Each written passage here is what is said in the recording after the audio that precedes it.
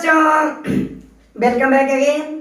आज हम लोग विज्ञान और मापन का लेक्चर नंबर 3 देखेंगे। इस लेक्चर में बच्चों हम लोग एसआई मात्रक देखेंगे, एसआई उपसर्ग। देखिए स्टार्ट करते हैं। एस आई उपसर्ग, ठीक। एक मिनट बच्चा, मक्खी के कारण हम। हेलो बच्चों, वेलकम बैक अगेन। आज हम लोग विज्ञान और मापन का लेक्चर नंबर 3 देखेंगे, ठीक बच्चों। इस लेक्चर में हम लोग एसआई उपसर्ग देखेंगे, साथ ही देखेंगे कि व्युत्पन्न राशियां का एसआई मात्रक कैसे निकाला जाता है। तो आइए स्टार्ट करते हैं। सबसे पहले बच्चों हम लोग देख लेते हैं के एम जी और टी पी ई, ठीक है। जहां हमारा के से हो गया किलो, और बच्चों एम से हो गया मेगा, और जी से हो गया जिग्गा, टी से टेर्रा, पी से पेटा, और ई से एक्सा, ठीक। अब सबका वैल्यू बता रहे हैं कि सबका मान कितना होता है। तो यहां पर लिख लेंगे 10 10 10 10 10 और 10, ठीक है। उसके बाद सभी के पावर के रूप में 3 ऐड कर देना है। सबसे पहले 3 लिख देंगे और 3 ऐड कर देना है। 10 के पावर 3, फिर 3 जोड़ देंगे तो 10 के पावर 6, 10 के पावर 9, 10 के पावर 12, फिर 3 जोड़ना है, 12 3 15, 10 के पावर 15 हो गया, और 15 3 18, 10 के पावर 18, ठीक। हाँ, तो ये हमारा हो गया एक उपसर्ग। बच्चों इसको आप याद करने का ट्रिक भी है, आप इसे याद इस तरह से कर सकते हो। पहले आप नोट कर लो।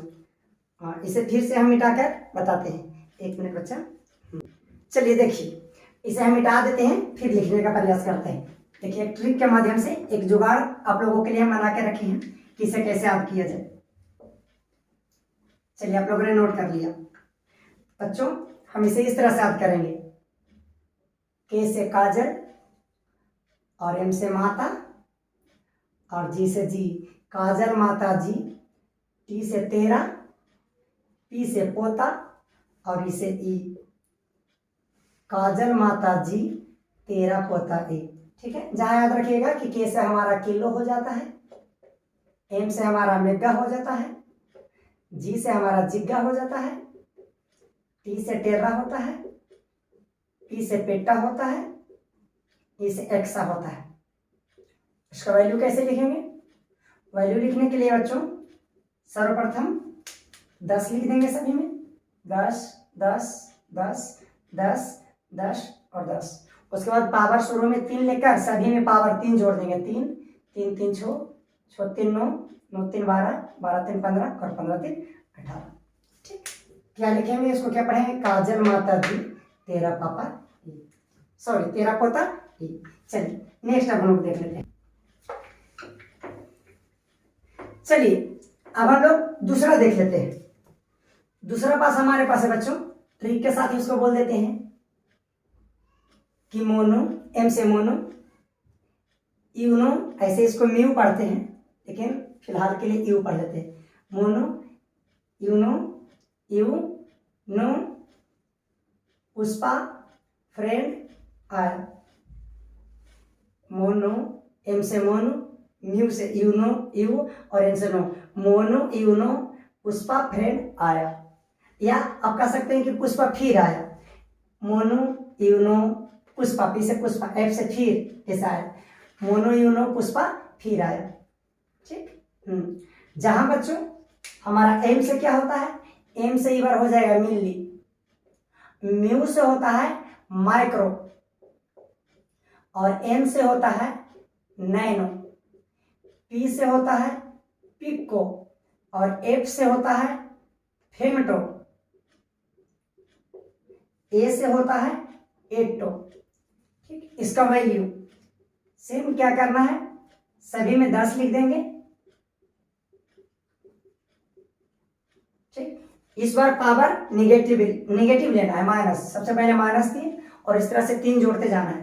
तो -3 3 जोड़ेंगे -6, -9, -12, -15 और -18।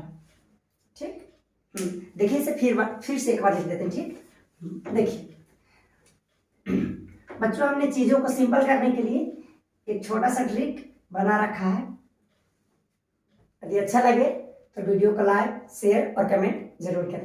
देखिए एम से बच्चों मोनो, म्यू से यू, मोनो यू, एन से नो, मोनो यू नो, क्या तुम जानते हो? मोनो तुम जानते हो।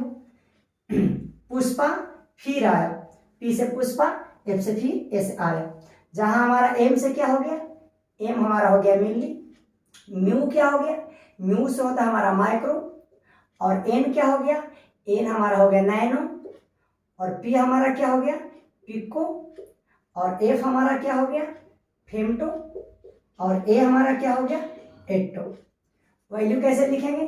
सबसे पहले 10, 10, 10, 10 और 10 और 10। इसमें पावर माइनस के रूप में लिखना है सब में। सबसे पहले -3, उसके बाद ऐड कर देंगे 3, तो -3, -6, -9, -12, -15 और -18। बच्चों इन सब का थोड़ा उपयोग कर देते हैं कि सब बुक का उपयोग कहाँ है। इन सभी का उपयोग हम न्यूमेरिकल बनाते समय कन्वर्जन में करते हैं। ठीक, जैसे हमारे पास दे दिया है कोई क्वेश्चन कि भाई हमारे पास 12 माइक्रोमीटर है। आप 12 माइक्रोमीटर को मीटर में कन्वर्ट करके दिखाना है, बदलना है। कहता है बदलिए, किसको? 12 माइक्रोमीटर को मीटर में। तो बच्चों हमको बदलना है 12 माइक्रोमीटर को मीटर में, बदलना है मीटर में। क्या इसमें माइक्रो है? नहीं, इसमें माइक्रो है, तो माइक्रो को आप हटा दीजिए, क्योंकि हमको केवल मीटर रहना चाहिए। तो मीटर में बदलने के लिए माइक्रो को हटा देंगे। तो माइक्रो को हटाने के लिए बच्चों इसमें माइक्रो की वैल्यू देख लीजिए। माइक्रो की वैल्यू कितना है? 10 के पावर -6, तो यहाँ लिख देंगे 12, अब गुना माइक्रो की वैल्यू 10 के पावर -6, अब लिख देंगे मीटर। बस समझ गए? चलिए और न्यूमेरिकल हम देते हैं, एक दो को कन्वर्जन दिखा देते हैं।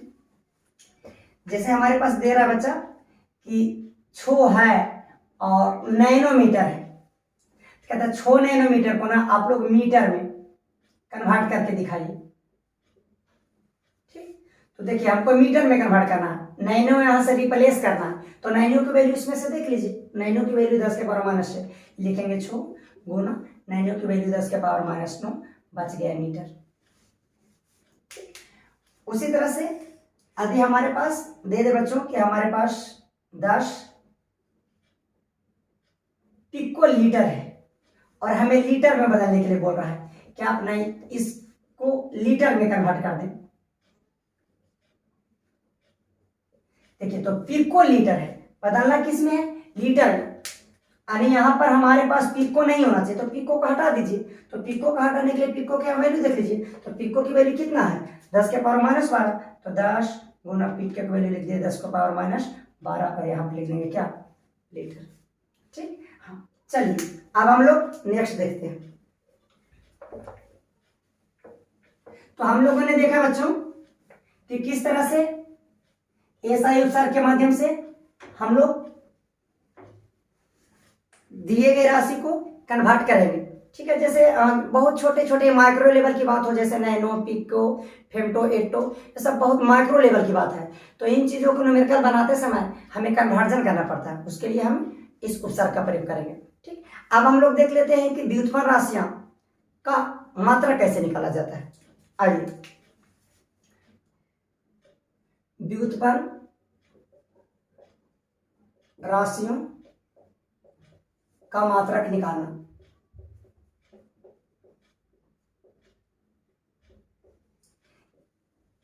सबसे पहले तो व्युत्पन्न राशि वह होती है बच्चों जो आधारी राशि पर निर्भर करती है। तो सबसे पहले हम लोग आज क्षेत्रफल का मात्रक निकाल लेते हैं। तो हम लोग जानते हैं बच्चों कि क्षेत्रफल का परिभाषा होता है लंबाई और गुना चौड़ाई। हमारा क्षेत्रफल परिभाषित है लंबाई गुना चौड़ाई। तो सबसे पहले आपका क्षेत्रफल का मात्रक चाहिए, क्षेत्रफल का मात्रक। तो बच्चों मात्रक निकालने के लिए, किसी भी राशि का मात्रक निकालने के लिए उस राशि में आए हुए सभी राशियों को हम मात्रक लिख देंगे और मात्रक निकल जाएगा। जैसे क्षेत्रफल का जो सूत्र है वो है लंबाई गुना चौड़ाई। तो क्षेत्रफल के मात्रक लिखने के लिए लंबाई का मात्रक और चौड़ाई का मात्रक लिख दीजिए। तो यहां पर हो जाएगा बच्चों लंबाई का मात्रक गुना में यहां हो जाएगा चौड़ाई का मात्रक।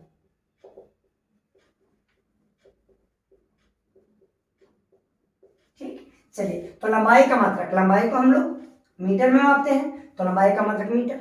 चौड़ाई भी बच्चों एक प्रकार की लंबाई ही है, जिसमें लंबाई चौड़ाई जो होता है लंबाई से छोटा है, लेकिन एक प्रकार की लंबाई ही तो है, तो चौड़ाई का भी मात्रक हो गया मीटर। इस तरह से मीटर गुना मीटर बराबर मीटर स्क्वायर। तो क्षेत्रफल का मात्रक हमारे पास हो गया मीटर स्क्वायर। अब देखिए आयतन का मात्रक हम लोग निकाल लेते हैं।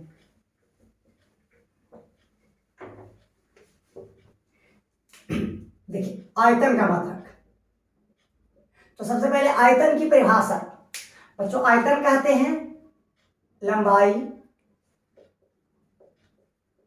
गुना चौड़ाई और गुना ऊंचाई को,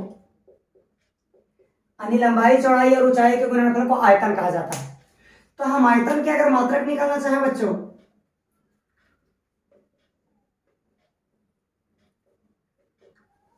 तो किसी भी राशि के मात्रक निकालने के लिए उस राशि के सूत्र में प्रयुक्त सभी राशियों का मात्रक लिख देते हैं। तो यहां पर हो जाएगा लंबाई का मात्रक गुना ये हो जाएगा चौड़ाई का मात्रक और गुना ये हो जाएगा ऊंचाई का मात्रक। ठीक, चलिए तो लंबाई का मात्रक, लंबाई का मात्रक मीटर, हमने लेक्चर नंबर 2 में बात किया है कि आधारी राशि 7 है और उनके मात्रक पर। चलिए इसी तरह से चौड़ाई का मात्रक, चौड़ाई भी एक प्रकार की लंबाई ही है, इसका भी मात्रक मीटर हो गया। ऊंचाई क्या है, ऊंचाई भी एक प्रकार की लंबाई ही तो है, क्योंकि ऊंचाई को हम लोग किस चीज में मापते हैं, मीटर में मापते हैं। क्या आपने कभी मापा है कि ऊंचाई 2 मीटर, नहीं, मीटर में मापते हैं। तो ऊंचाई को हम लोग मीटर, यानी ऊंचाई का मात्रक भी हो गया मीटर। तो इस तरह से मीटर गुना मीटर गुना मीटर और हो गया मीटर का पावर 3। ठीक, चलिए नेक्स्ट देखिए,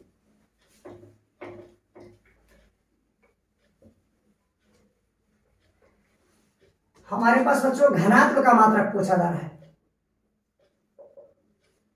तो किसी भी राशि का मात्रक निकालने के लिए सर्वप्रथम उसका सूत्र चाहिए। तो घनात्व बराबर सूत्र होता है बच्चों द्रव्यमान और बट्टा में आयतन। तो इसका मतलब अगर घनात्व का हमें मात्रक निकालना होगा, घनात्व का मात्रक, तो बच्चों हमें चाहिए क्या, द्रव्यमान का मात्रक और बट्टा में किसका, आयतन का मात्रक।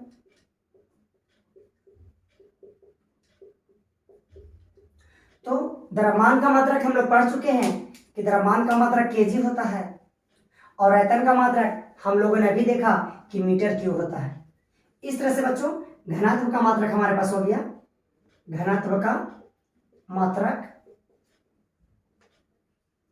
बराबर केजी मीटर प्रति क्यूब। इसी को हम लिख देंगे केजी मीटर प्रति क्यूब, इसको प्रति पढ़ते हैं, केजी मीटर क्यूब, केजी प्रति मीटर क्यूब। ठीक है, केजी प्रति मीटर क्यूब। अब देखिए एक और चीज बताते हैं बच्चों, इसे मिटा देते हैं। हाँ देखिए, जब भी इस प्रकार की कोई परिभाषा आ जाए, जब भी कोई इस प्रकार की राशि आ जाए जिसको बट्टा के रूप में रहे, जैसे घनत्व बराबर द्रव्यमान बाई आयतन, तो इस प्रकार के राशियों को परिभाषित करना बहुत आसान होता है। अगर मेरे चैनल पर आप रेगुलर वीडियो देख रहे हैं तो इस प्रकार की जब भी राशियां मिलेगी तो हम एक ही तरह से परिभाषित करेंगे। मतलब इस प्रकार की जब भी राशियां अगर कोई मिल जाए तो आप आसानी से, इजीली से आप उसको डिफाइन कर सकते हैं। देखिए नीचे जो है ना बच्चों, हमारे पास घनत्व बराबर होता है द्रव्यमान बाई आयतन। हम जानना चाहते हैं घनत्व क्या होता है, घनत्व को परिभाषित कीजिए। तो बच्चों जो नीचे है उसको इकाई हम लोग पढ़ देंगे, इकाई या एकांक। ठीक है, तो इकाई या एकांक आयतन में जितना द्रव्यमान होता है किसी वस्तु के अंदर उसी को हम घनत्व कहते हैं। एकांक आयतन में किसी वस्तु के अंदर जितना द्रव्यमान होगा उसे घनत्व कहेंगे। मतलब हमारे पास कोई वस्तु है तो इस वस्तु के एकांक आयतन मान लेते हैं कि ये है। एकांक आयतन का क्या मतलब है कि एकांक आयतन का मतलब है कि 1 मीटर चौड़ा गुना 1 मीटर लंबा गुना 1 मीटर ऊंचा। 1 मीटर लंबाई, 1 मीटर चौड़ाई और 1 मीटर ऊंचाई में इस पदार्थ को जितना भी द्रव्यमान निकलेगा उसी को हम घनत्व कहेंगे। ठीक, चलिए तो बच्चों हम लोगों ने क्या देखा कि घनत्व का जैसा मात्रक होता है वो होता है केजी प्रति मीटर क्यूब। अभी हम 1 केजी प्रति मीटर क्यूब को परिभाषित करें। हम चाहते हैं कि हमारा घनत्व 1 हो जाए। तो घनत्व को 1 होने के लिए बच्चों हमारे पास द्रव्यमान कितना होना चाहिए, 1 केजी होना चाहिए, और आयतन कितना होना चाहिए, 1 मीटर क्यूब होना चाहिए। इस तरह से अगर आप घनत्व 1 का चाहते हैं तो 1 से 1 कट जाएगा, आ जाएगा 1 केजी प्रति मीटर क्यूब। ठीक, चलिए नेक्स्ट। अब हम लोग बच्चों चाल बराबर देख लेते हैं। हम जानते हैं कि चाल बराबर होता है दूरी बटा समय। अब देखिए नीचे बटा आ गया ना, फिर से वैसा क्वेश्चन, जब भी बटा वाला क्वेश्चन है परिभाषित करना आसान है। चाल की परिभाषा अगर आप नहीं जानते हैं, फर्स्ट टाइम पढ़ रहे हैं, तो नीचे वाला को इकाई कह दे, इकाई या एकांक। तो इकाई या एकांक समय में तय की गई दूरी को ही बच्चों हम चाल कहते हैं। इकाई समय या एकांक समय में तय की गई दूरी को हम चाल कहते हैं। अब चाल का ऐसा मात्रक, तो चाल का मात्रक निकालने के लिए हमें दूरी का मात्रक लिखना होगा। दूरी का मात्रक बट्टा में समय का मात्रक।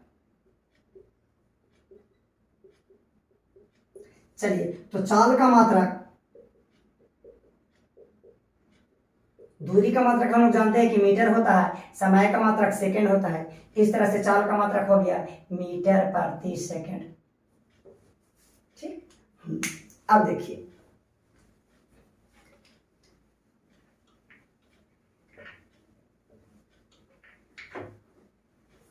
अब हम लोग बच्चों दाब का ऐसा मात्रक निकाल लेते हैं। दाब, तो दाब बराबर हमारे पास बच्चा होता है, दाब बराबर बल बटा क्षेत्रफल होता है।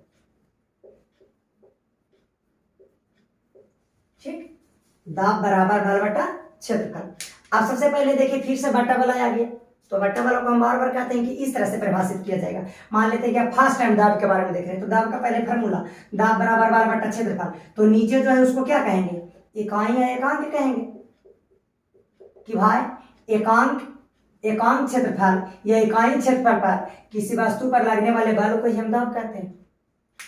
किसी वस्तु के इकाई क्षेत्रफल या एकांक क्षेत्रफल पर लगने वाले बल को हम दाब कहते हैं। अब दाब का मात्रक जानना चाहते हैं, तो दाब का मात्रक निकालने के लिए दाब का मात्रक बराबर, अब दाब में देखिए कौन कौन राशि आया, बल आया और क्षेत्रफल आया, तो हो जाएगा कौची बल का मात्रक और बट्टा में क्षेत्रफल का मात्रक।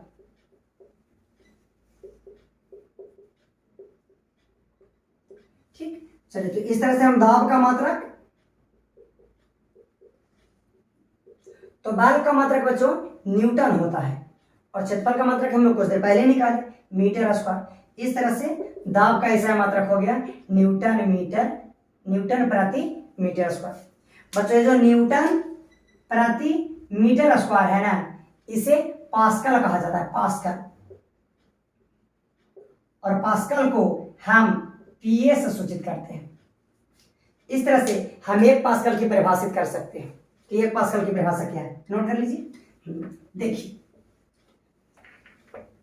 हमने देखा बच्चों कि दाब का ऐसा मात्रक पास्कल होता है जिसे पीए से सूचित करते हैं, बल का ऐसा मात्रक न्यूटन और क्षेत्रफल का ऐसा मात्रक मीटर स्क्वायर।